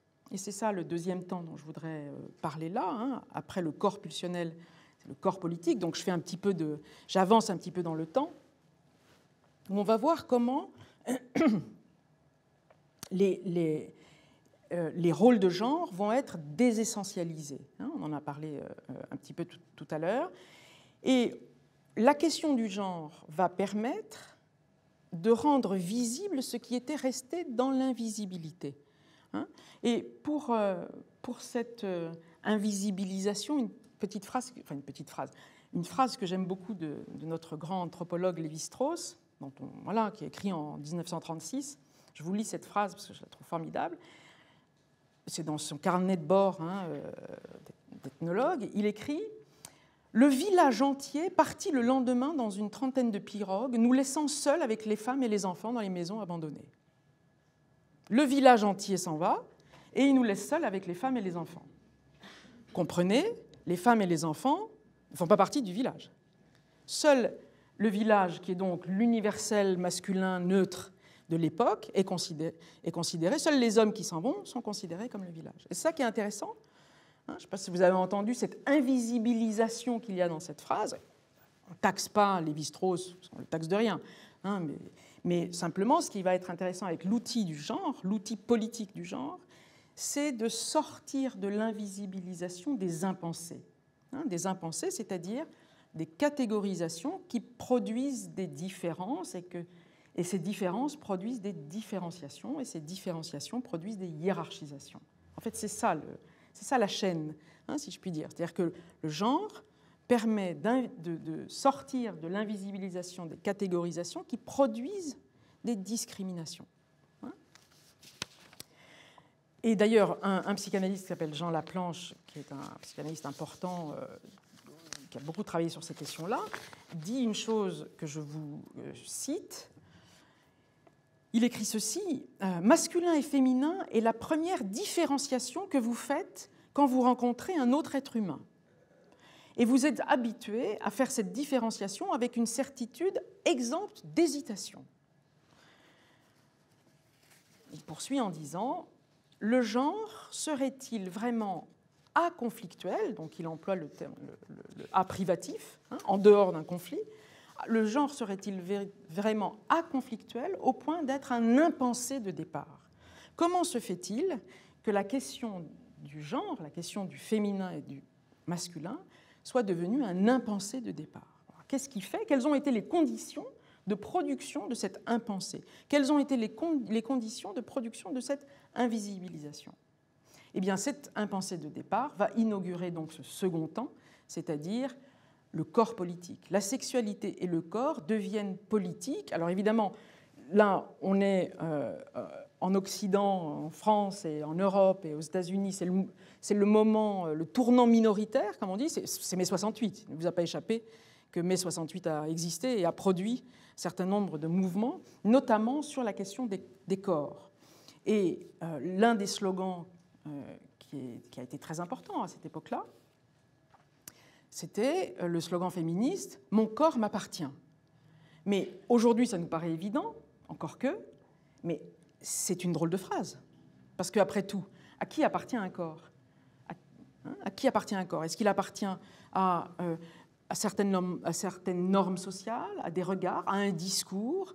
Donc à ce moment-là, au moment de ce temps politique, il y a de nouveau des frontières qui vont s'effacer, notamment la frontière entre le corps privé et le corps public. L'autre slogan, c'était « Ce qui est privé est politique ». Et ça a eu des effets extrêmement importants, bien sûr, notamment, c'est une petite parenthèse, mais notamment sur tout ce qui concernait la question des violences, et notamment des violences dites domestiques, ce qu'on appelle des violences conjugales. Donc le corps privé devient un corps politique. Donc ça, c'est évidemment très, très essentiel. Et donc, alors que se multiplient les manifestations d'activistes et de militants des causes minoritaires, il y a parallèlement à cela ce que Colette Guillaumin, qui est une philosophe féministe très intéressante, très importante, nomme, et je la cite, « les effets théoriques de la colère des opprimés ». À ce moment-là, les effets théoriques de la colère des opprimés commencent à se diffuser. Et juste pour un petit point, une petite balise sur ce qui se produisait en France dans les années 70, sur ces questions de l'articulation entre la psychanalyse, la sexualité et le politique, ou la politique, quelques productions d'ouvrages. En 1972, c'est une date importante en France parce que c'est, entre autres, la sortie, la dépathologisation de l'homosexualité. On sort de l'OMS, on sort l'homosexualité de l'OMS comme étant une maladie mentale, en 72. Et alors juste, c'est intéressant parce que, avant de vous donner la bibliographie de ces années 70, par exemple, un Charles Aznavour peut, à ce moment-là, chanter « Je suis un homme haut », comme ils disent, sur scène. Et c'est intéressant de voir, il y a La cage aux folles, qui a été d'abord une pièce de théâtre, a eu un succès en 1973 extraordinairement important. Donc, il y a, y compris dans la culture dite populaire, une espèce de sortie comme ça de tout ce qui va concerner des nouvelles problématiques de sexualité. Et ça se politise. Donc ça, c'est le champ de la culture populaire, mais dans la culture plus académique, pour le dire comme ça, quelques ouvrages qui sont très importants et qui ont été vraiment des points d'appui théorique. On va trouver évidemment en 1972 le livre de Deleuze et Guattari, Deleuze le philosophe et Guattari le clinicien. 1972, ils écrivent ensemble un livre qui s'appelle L'Anti-Oedipe. Alors j'y reviendrai, parce que l'Oedipe, c'est un gros mot dans la psychanalyse. Donc l'Anti-Oedipe. Et ce qui est intéressant, c'est que Deleuze et Guattari écrivent ce livre en disant si on écrit ce livre, L'Anti-Oedipe, c'est pour sauver la psychanalyse. On se dit, tiens, mais c'est bizarre, Pourquoi écrire un livre anti-Oedipe alors même qu'on veut sauver la psychanalyse? Et je vous le dis rapidement, c'est un gros livre, bon, je ne sais pas si vous avez le temps de le lire, mais enfin, ce n'est pas une question de temps, c'est une question de... Voilà. Ce qui est intéressant dans ce livre, c'est qu'ils disent, en fait, il faut commencer à réfléchir sur la question de la famille. Et là, là, ça va être compliqué, on va entrer de nouveau dans quelque chose d'un peu scandaleux, sulfureux, etc. Bon, donc 72, l'anti-Oedipe. En 72, on a un livre de Guy Hockenheim qui s'appelle « Le désir homosexuel ». Alors pourquoi je souligne cet ouvrage? Parce que c'est l'une des premières fois qu'un essayiste va parler de son propre désir et du désir homosexuel. C'est-à-dire qu'en fait, alors même qu'il était l'objet du discours pathologique avant, il devient le sujet de son propre discours. Et là encore, il y a une forme de renversement qui va être intéressant. Donc ça, on est 72, 73, 74, il y a Jacques Lacan, le psychanalyste, qui donne un séminaire qui est très important sur la jouissance féminine. Tout le monde commence à s'intéresser à cette question de psychanalyse, politique et sexualité. Là, on est vraiment sur ces trois éléments-là. Je vous passe bien sûr les références. Jusqu'à 76, qui est vraiment un autre point de repère, où Michel Foucault va écrire « La volonté de savoir », où il va considérer que la psychanalyse est en fait un dispositif disciplinaire. Disciplinaire, c'est-à-dire de normalisation du désir. Donc la charge, la critique va être très sévère. Donc vous voyez qu'entre 72 et 76, 4 ans comme ça, une petite tranche de psychanalyse assez courte, on va avoir véritablement une charge très importante contre la psychanalyse.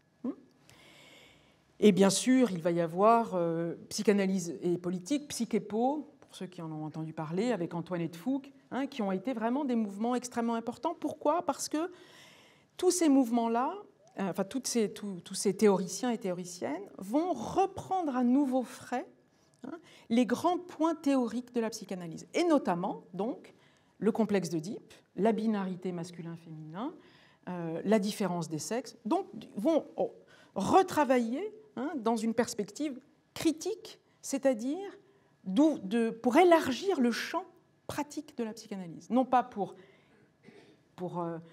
détruire la psychanalyse, mais pour la déconstruire, ça veut dire pour ouvrir, pour éveiller un certain nombre d'esprits, si je puis dire, à la nécessité pour la psychanalyse de se politiser, ça ne veut pas dire devenir politique, mais d'entendre les nouveaux enjeux des corps dans la cité.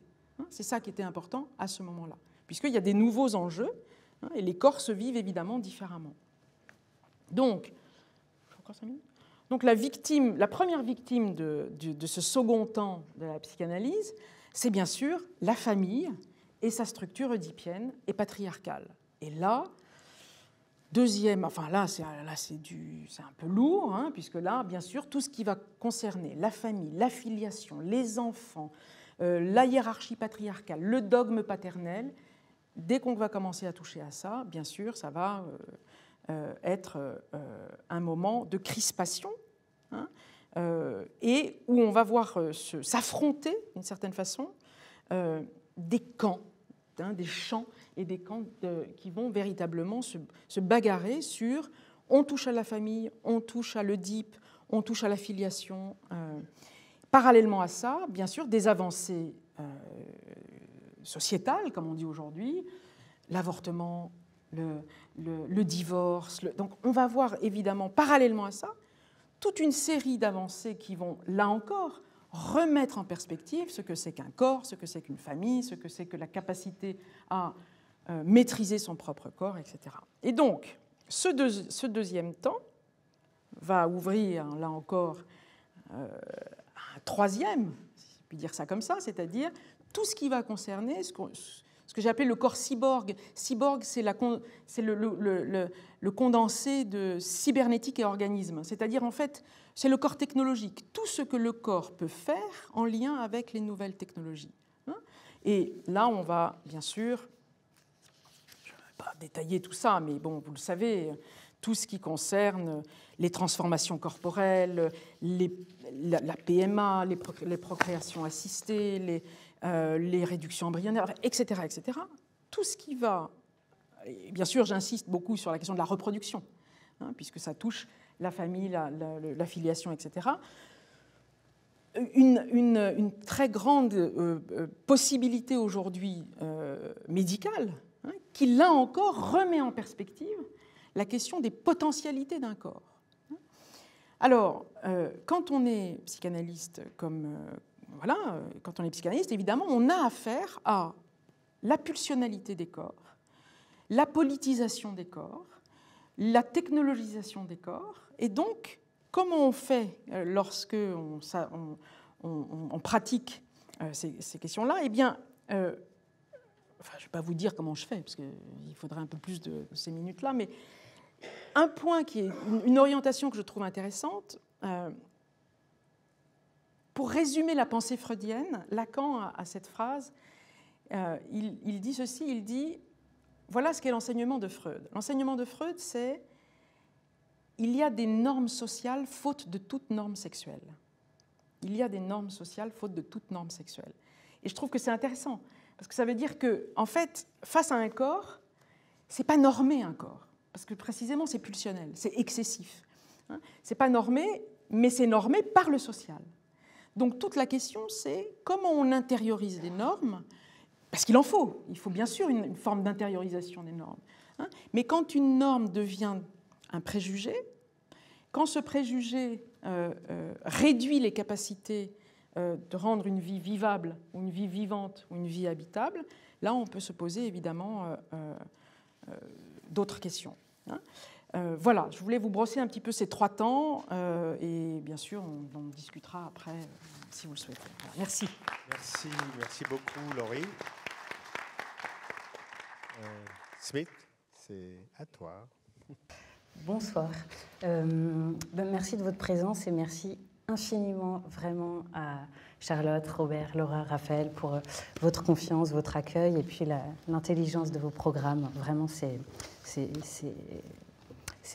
un grand honneur d'être ici avec vous. Bon, ce soir, je ferai un peu le sujet qui dit « je », c'est-à-dire que j'aurais pu être certainement un des cas présentés par Sébastien Talon tout à l'heure. D'ailleurs, je suis née à l'époque, enfin l'année où est sortie la chanson que tu as diffusée. Et je crois que c'est même l'année d'écriture de Gentle Trouble. Est-ce que je me trompe? Je me trompe peut-être d'une dizaine d'années, mais je ne crois pas. Je crois que ça a été... C'est 90, c'est ça, donc... 90. Ça va. C'était un test pour être sûr que... J'ai donné mon date de naissance. Et voilà, j'aurais pu être un des cas que tu as présentés, mais à l'époque, à mon époque, on ne pouvait pas, c'était, je pense, rarissime d'être adolescent et d'être capable d'affirmer une identité trans, tout simplement parce que ça n'existait pas. C'est-à-dire qu'il n'existait ni terme, cisgenre, transgenre. Je ne suis même pas sûre que les termes étaient utilisés avec autant d'aisance qu'ils le sont aujourd'hui. Dans les institutions, en tout cas à l'époque où je suis adolescent ou alors où je fais mes études, il n'existe donc qu'elles soient philosophiques, artistiques, scientifiques, il n'existe quasiment aucun événement qui est consacré aux identités queer, trans, etc. Donc, faute de mots, c'est ce qui a aussi été dit plus tôt. Et puis, les rares fois où des événements, ou des moments de rencontre, ou des programmations sont consacrés au corps, aux identités, aux mouvements queer et trans, la plupart du temps, les personnes concernées en sont exclues. Donc, c'est-à-dire qu'on a accès à des représentations, à des discours qui sont tenus sur une population, une communauté, sur des corps qui ne sont pas représentés. Et donc, ces discours-là évacuent la possibilité de personnes qui disent « je », qui font le récit de leurs propres expériences, qui produisent des discours sur leur expérience. Et pour moi, ça a été un manque qui, d'une part, m'a permis de comprendre qui j'étais, de m'identifier, de me sentir à l'aise, finalement, dans le monde que j'avais en partage avec d'autres personnes qui, elles, semblaient se retrouver parfaitement dans les catégories qui leur étaient présentées, et ce qui n'était pas mon cas à moi. Et le trouble dans le genre de Indochine, Mylène Farmer et David Bowie étaient aussi évacués depuis longtemps, parce que dans les années 90 et 2000, ce sont plutôt des catégories de genre, donc masculin et féminin, particulièrement renforcées et même caricaturales, qui nous étaient proposées dans la pop culture, enfin dans ce qui peut être immédiatement accessible à un adolescent. Donc en fait, ce que je vais vous montrer. Enfin, je vais dire certainement quelques mots, en espérant n'en dire pas trop. Mais ce sont des images, parce que je pense que... Donc, je suis plasticien, l'appareil photo, j'aime bien dire que la photographie est ma langue maternelle, puisque mes deux parents étaient photographes et que j'ai grandi avec cet outil que j'ai utilisé pendant longtemps plus facilement que le langage, et même sans doute encore aujourd'hui, et qui était une sorte de prothèse pour communiquer avec le monde et puis pour le comprendre. Et je pense qu'aujourd'hui, ce n'était pas le cas, évidemment, dans la première partie de mon travail artistique. Aujourd'hui, c'est mon métier, donc j'ai été amenée à y réfléchir, mais les 20 premières années 15-20 premières années de ma pratique photographique, j'ai produit des images qui étaient en fait le récit de ma propre construction, on pourrait dire. Donc c'est ce que je vais vous montrer, et je pense que les questions de genre, encore aujourd'hui, donc dans des projets qui sont plus construits, qui sont souvent plutôt des fictions, et qui sont aussi composés en collaboration avec des personnes qui sont souvent des artistes, mais aussi des scientifiques, des chercheurs, des philosophes, mais pourquoi pas des astronautes, des chamans, en tout cas des gens qui ont un point de vue sur le monde différent du mien, et qui sont des projets qui, d'une manière ou d'une autre, partent toujours de cette expérience, je pense, du genre qui a été la mienne, et qui est plus généralement une proposition de voir le monde, ou de vivre dans ce monde d'une manière non binaire, on pourrait dire. Les images là que je vous montre, alors je vais les faire défiler de manière complètement erratique. Il y en a beaucoup trop, je crois que j'ai prévu 2000 slides, donc on n'aura jamais le temps. Donc voilà, désolé, vous regarderez le replay, vous ferez des pauses. C'est un corpus d'images que j'ai réalisé à la fin de mon adolescence, jusqu'à à peu près 2012-13, que j'ai réuni sous le titre de l'Eulu, qui est un mot finnois que vous avez peut-être vu s'afficher tout à l'heure, qui est là. Et l'Eulu, en finnois, en fait, parce que j'ai fait une partie de mes études en Finlande, c'est un mot que j'ai découvert là-bas, c'est le terme par lequel on nomme le phénomène qui se produit lorsqu'on jette de l'eau glacée sur les pierres brûlantes, dans les saunas, qui sont donc une tradition qu'on retrouve souvent dans les pays froids, aussi au Canada, mais en tout cas en Finlande, ça a une dimension à la fois très quotidienne et, de ce que j'ai pu en éprouver, presque sacrée. C'est-à-dire c'est un endroit où il n'existe aucune pudeur, on peut aller nu au sauna avec son patron ou ses parents, le moment où on jette de l'eau sur les pierres brûlantes, en résulte un nuage de vapeur qui nous remplit complètement, qui évidemment trouble la vision, donc produit ce caractère troublé, indéterminé, à la frontière du visible et de l'invisible. Et ce trouble-là me semblait à la fois donc visuel, sensoriel, et aussi parce qu'il avait quelque chose à voir avec l'indifférenciation des corps, finalement, m'a paru synthétiser tout ce que je ressentais par rapport à l'identité. Et ça m'a amusé de découvrir que l'Oulu, en ancien finnois, ça veut aussi dire fantôme. Et à partir de là, c'est mis en place dans ma manière de voir les choses. Comment est-ce que je pourrais expliquer ça? La certitude que le genre et que toutes les autres catégories qui, la plupart du temps, sont séparées en deux, opposent deux parties, parfois plus, le masculin, le féminin, le visible, l'invisible, le vivant, le mort, l'humain, le non-humain, le rêve, la réalité, et je pourrais continuer encore longtemps, la terre, le ciel, en fait, étaient des catégories qui, bien qu'elles soient opposées les unes aux autres, me semblaient à moi complètement caduques, complètement poreuses, qu'on pouvait sans cesse passer de l'une à l'autre sans qu'il y ait finalement une telle chose qu'un mur, une frontière, quelque chose contre quoi on se cognerait. Et voilà, c'est pour ça que j'ai appelé ça, le Ulu. Après, là, ce qu'on voit, ce sont des images qui appartiennent à chaque fois à des séries différentes qui sont réparties dans le temps. Mais avec la façon dont s'est constituée ces images, c'est que pendant 10 ans, 15 ans, j'ai photographié, c'est encore le cas aujourd'hui, même si voilà, c'est un petit peu moins fréquent, mais j'ai photographié compulsivement tout ce qui m'entourait, les humains, les animaux, les paysages, avec exactement toujours le même regard. C'est-à-dire qu'il n'y avait pas pour moi de catégorie dans mon regard qui faisait qu'un portrait, un paysage, ce sont deux choses qui sont différentes. Donc le matériau même photographique, c'est-à-dire la matière de l'image, le fait de, par exemple, travailler essentiellement avec des films expirés pour pouvoir restituer une densité très pauvre des couleurs, quelque chose qui est à la frontière entre couleur et noir et blanc, quelque chose qui est à la frontière entre net et flou, des impressions de fumée, on pourrait dire de sfumato, etc. C'était une manière pour moi de traduire dans le matériau même de l'image argentique cette indétermination, cette incertitude dans le genre des personnes qui m'entouraient. Et forcément, quand on est adolescent, on a tendance à s'entourer des personnes qui nous ressemblent.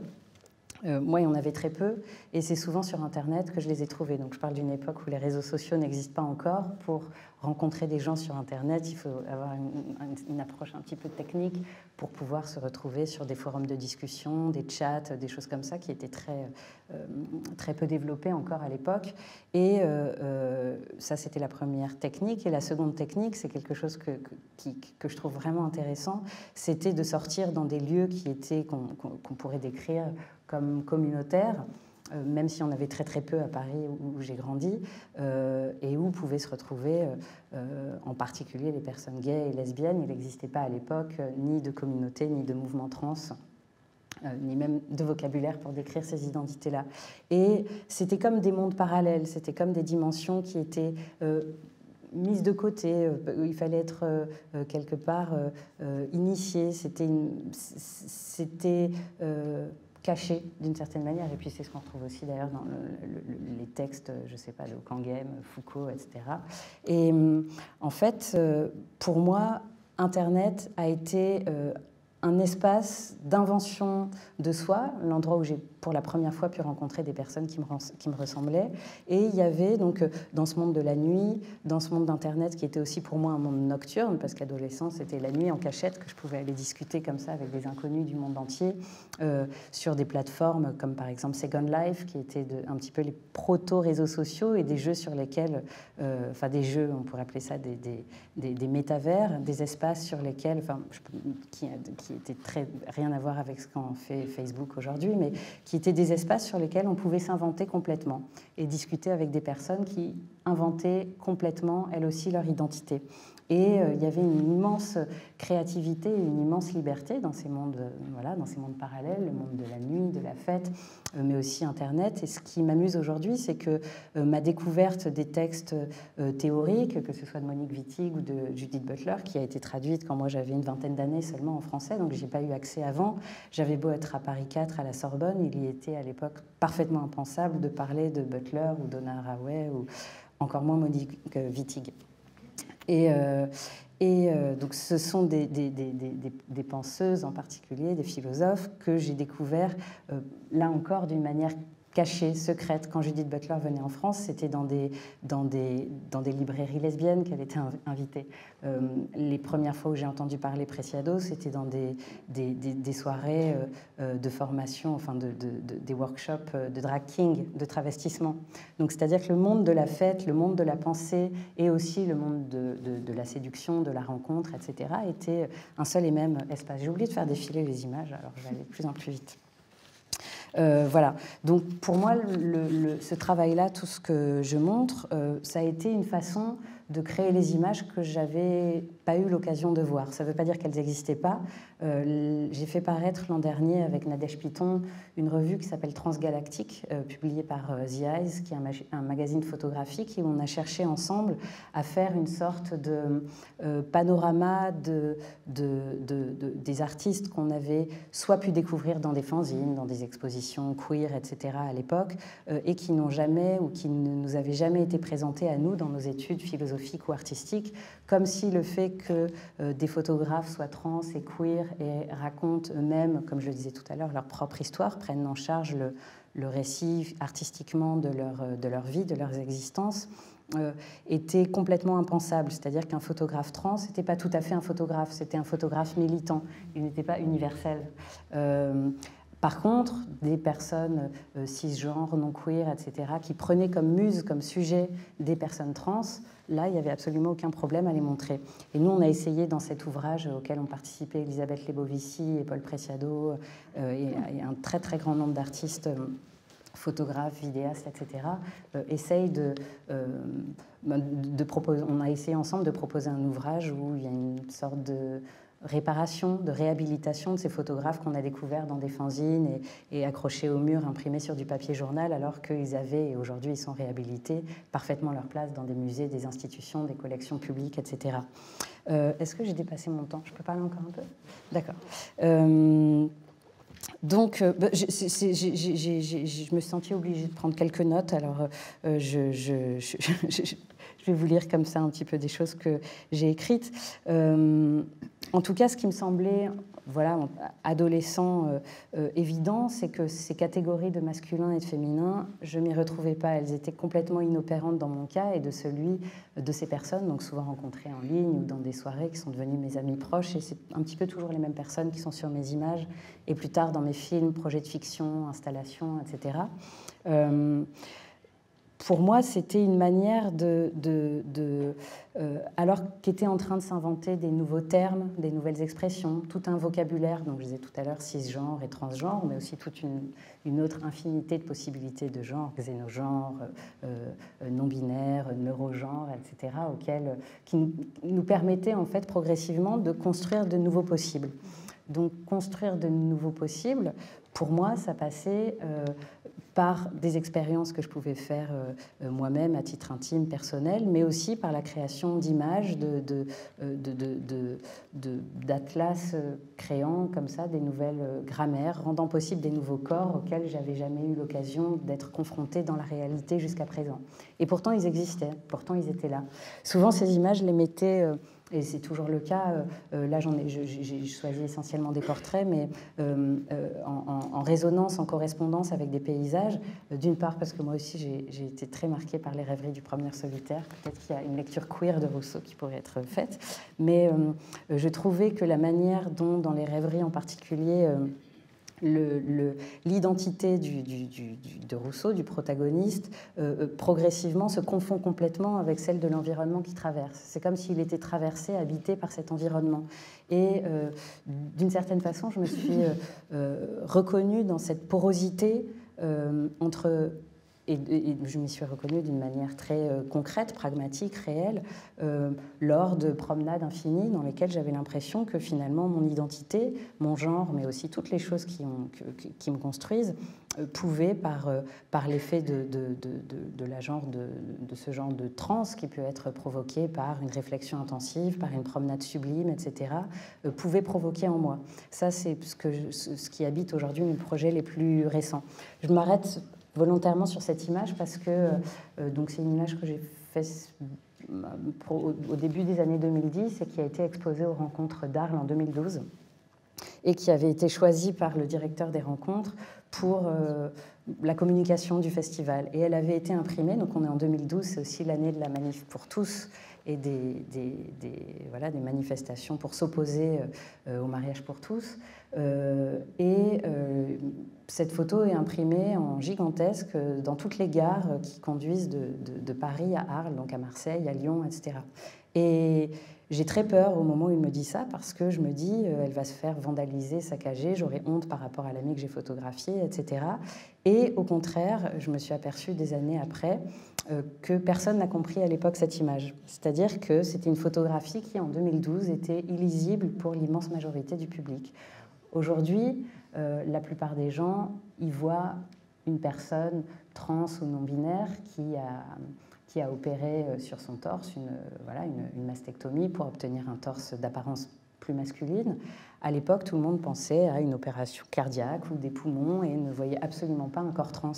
Et donc ça montre l'importance des représentations, quelles qu'elles soient, pour faire advenir dans le champ du possible, dans le champ du visible et donc dans le champ politique et aussi en conséquence des prises en charge médicales, sociales, etc., des corps minoritaires, divergents, etc. Et je me suis aperçue par là même, parce que ces images n'étaient pas du tout faites à l'époque où elles sont réalisées, c'est simplement mon journal, et c'est progressivement que j'ai pris conscience qu'elles pouvaient contribuer à cette instauration des nouveaux récits et à faire place quelque part à des nouvelles subjectivités. Peut-être que... Est-ce que j'ai le temps de parler d'un autre projet rapidement ou pas ? Oui. Ok, très bien. Je ne parlerai pas tout à l'heure. Très rapidement. Non, et puis aussi, il y a énormément de choses à dire sur la photographie, mais il ne faut pas oublier son origine. L'origine de cet outil, c'est un outil de contrôle, c'est un outil psychiatrique, c'est un outil policier qui a servi à surveiller, à discriminer, à mettre de côté les corps, que ce soit au moment de l'époque coloniale et au début de la photographie, plus tard des fous, des hystériques, on pense aux images de Charcot, etc. En tout cas, c'est un outil qui sert à discriminer, à mettre de côté. Et Hirschfeld, dont on n'a pas vraiment parlé, mais qui est aussi un cas intéressant, dont Preciado parle dans Transgalactique, la revue dont je parlais plus tôt, parle de la photographie comme une technique de fabrication d'images, de fiction, qui produisent des subjectivités politiques. Et j'ai vraiment l'impression que c'est ce qui s'est passé avec toute cette série. Je passe très vite, je passe là-dessus aussi. C'était un travail sur les hormones de synthèse. Mais je peux peut-être dire quelque chose des hormones de synthèse, c'est trop tard, je m'arrêterai là. Quand je disais tout à l'heure que l'EULU, qui est le nom donc du précédent ensemble des photographies, qui veut à la fois dire le trouble et le fantôme, je me suis aperçue que le rôle des biotechnologies, par exemple, on va parler des traitements hormonaux, je ne sais plus quel est le terme exact aujourd'hui, mais bon, une partie des personnes qui transitionnent réalisent des opérations chirurgicales, évidemment ce n'est pas le cas de tout le monde, et une partie reçoit des traitements hormonaux, donc de la testostérone ou des bloqueurs de testostérone et des œstrogènes qui vont permettre d'acquérir des caractères sexuels secondaires, féminins ou masculins, et donc de correspondre davantage à une expression de genre plus traditionnelle du masculin ou du féminin. Et j'ai vu dans les hormones, dans ces traitements hormonaux dits de substitution, quelque chose qui pour moi était semblable à la fois à le HULU, à ce nuage de vapeur qui vient nous subjectiver différemment, qui vient révéler quelque part le trouble en nous, mais aussi au fantôme, à la hantise, à quelque chose qui nous est extérieur et qui, étant ingéré, implanté, injecté, vient nous modifier et travailler en nous pour obtenir une identité, une subjectivité qui est plus proche que celle qui nous correspond véritablement. Et tous les projets que j'ai faits par la suite, bon, c'est chronologique, j'aurais peut-être pas dit, ça va très très vite, mais je pourrais montrer peut-être cette image, mais ont consisté pour moi à utiliser des technologies qui, comme la photographie, comme les hormones, n'étaient pas faites à l'origine pour créer des nouvelles possibilités et pour créer des sujets politiques innovants, différents, peut-être tout simplement plus créatifs. J'ai utilisé des outils qui appartenaient plus souvent au contrôle, par exemple les hormones de synthèse. Preciado, à nouveau, en parle très bien dans Testo Junkie. Normalement, ces hormones, elles existaient évidemment bien avant les traitements de réassignation des personnes trans, puisque c'est des traitements qui sont faits normalement pour réaffirmer une appartenance et des caractères sexuels déjà présents chez les personnes qui les prennent. Les hommes vont prendre de la testostérone parce qu'ils sont imberbes ou parce qu'ils n'ont pas une musculature suffisamment développée, et les femmes vont prendre des traitements hormonaux pour la contraception, pour contrer les effets de la ménopause, etc. Et dans le cadre des transitions de genre, c'est comme si elles étaient utilisées à contre-emploi, quelque part comme une forme de piratage. De même, la photographie pour créer des subjectivités politiques trans, c'est ce que j'ai cherché à faire avec la première série. Et j'ai beaucoup utilisé un autre outil qui est la caméra thermique, qu'on voit ici dans une série que j'ai faite en collaboration avec ACT UP Paris dans le cadre de leur dernière campagne de prévention qui était destinée aux jeunes populations qui, pendant la période du Covid, l'épidémie de VIH a été complètement oblitérée et on a oublié de faire de la prévention, en particulier à l'égard des populations les plus jeunes. Bref, j'ai utilisé et j'utilise encore la caméra thermique pour non pas, là encore, surveiller, punir, discriminer, mettre de côté, puisque c'est une caméra qui est utilisée par l'armée, mais qui a été utilisée pendant le Covid pour désigner les corps malades et les mettre de côté, certes pour protéger les autres, mais tout de même, mais d'en faire un outil qui révèle le vivant, qui lie quelque part tout le vivant, parce que les intensités que voit la caméra thermique, c'est du vivant qu'on retrouve visuellement exactement de la même manière quand on photographie une plante, un champignon, une étoile, un être humain, quel que soit son genre, de la terre, etc. Donc je voulais peut-être juste terminer ces premiers, Raphaël, par une image qui est plus récente, qui date de l'an dernier. Et attention, ça va à nouveau aller très très vite. Voilà, c'est ça. Qui est une série à la caméra thermique, qui vient d'une série qui s'appelle Décidération, puisque donc après les premiers travaux qu'on pourrait décrire comme une tentative de défaire la binarité masculin-féminin, un travail qui s'appelait Spectrographie sur le visible, l'invisible, le vivant, le mort, un travail qui s'appelait Traum sur le rêve et la réalité. J'ai engagé en 2017 un projet qui m'a occupé pendant 5 ans qui s'appelait Décidération, et donc à la fois la privation des étoiles et le désir de leur retour, et qui était une vaste tentative de débinariser, on pourrait dire à nouveau, la pensée, en se disant que peut-être la première binarité, la première opposition, la première frontière à défaire, c'est celle qu'on fait entre ici-bas et au-delà, entre Terre et cosmos. Et que peut-être si cette première séparation, on l'interrogeait, on la défaisait, alors peut-être que toutes les autres s'effriteraient assez naturellement. Et la photo qui a été la plus importante pour moi dans ce processus, c'est celle-ci, qui est en fait une image pour laquelle j'ai simplement posé ma main sur un arbre en pleine nuit, en plein hiver, c'était il y a 2 ans. Et il faisait très froid, la caméra thermique ne voyait rien. J'ai posé ma main sur un tronc d'arbre sur lequel il y avait ce lierre qui poussait pendant quelques instants. Je l'ai retiré et d'un seul coup, à l'optique, aux yeux de la caméra thermique, est apparue cette image qui, en fait, et l'apparition, c'est une photo qui est rendue possible par justement ce geste de tendresse, ce geste, on pourrait dire, de soin, de curiosité, comme tu le disais tout à l'heure, qui est à la fois la curiosité et le soin, d'un être appartenant à une espèce à une autre. Et c'est simplement une transmission de photons, de chaleur, de vie, et qui révèle qu'une alliance est possible et qu'un effritement de cette opposition entre moi et le tout autre, en l'occurrence une espèce végétale, pouvait être défaite et dont une image pouvait finalement témoigner. Donc voilà, je pense que je suis obligée de m'arrêter là, mais peut-être qu'il y aura d'autres choses à dire dans la conversation. Merci.